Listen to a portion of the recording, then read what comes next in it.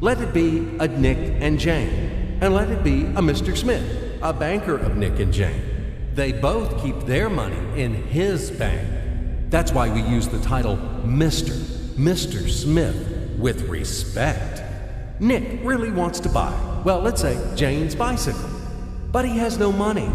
More precisely, he has money, but not enough, only $10, while Jane wants $100 for her precious bicycle. That's a problem. What should Nick do? Well, this bicycle is so desirable. He gives Jane his $10 as a deposit and asks plaintively not to sell the bike to anyone. He says that he will bring the rest of the money soon. At the same time, he runs to his bank, to the respected Mr. Smith, to get a loan for the missing $90. As ill luck, Mr. Smith has no money at this moment, but he knows perfectly about $10, which Nick gave to Jane. And where will Jane bring his money to? That's right. She will put these $10 in her lovely bank to the same Mr. Smith. Therefore, Mr. Smith asks Nick to come back tomorrow in the hope that tomorrow he will get these $10. And everything happens this way. The next day, Jane brings $10 to the bank.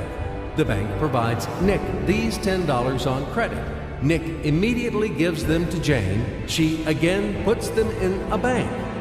The bank again provides Nick these $10 on credit, etc.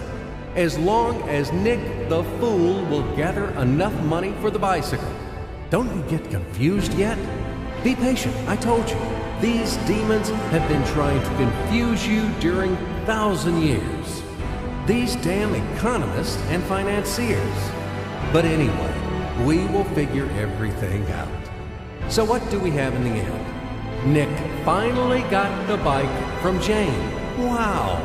But at the same time, Nick owes $90 to the bank, Mr. Smith, and the bank, in its turn, owes $100 to Jane.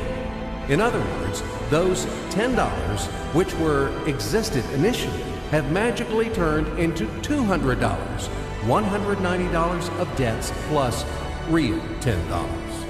But these $10 would also turn into $1,000, even in a million or a billion, if Nick would make a more expensive purchase.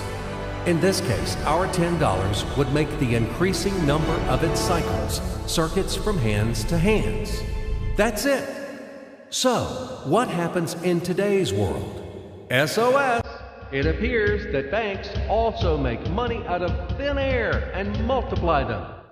Not only Fed can produce money, but banks either. In short, everybody can do this, except you and me. We are not in the business at this celebration of life. I would like to print or draw some money as well.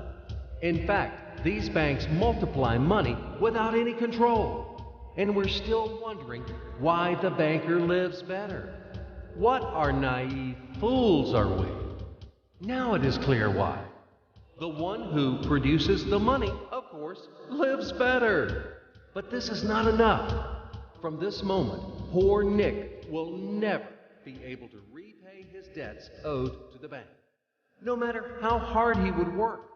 Silly Nick doesn't know it yet, that he's in slavery to the bank, in credit bondage forever, because those $90, which he owes to Mr. Smith, do not exist in nature at all. Sly Mr. Smith made his money out of nothing. He created them out of thin air, just one click. And $10 turned into $200. Yes, but you can object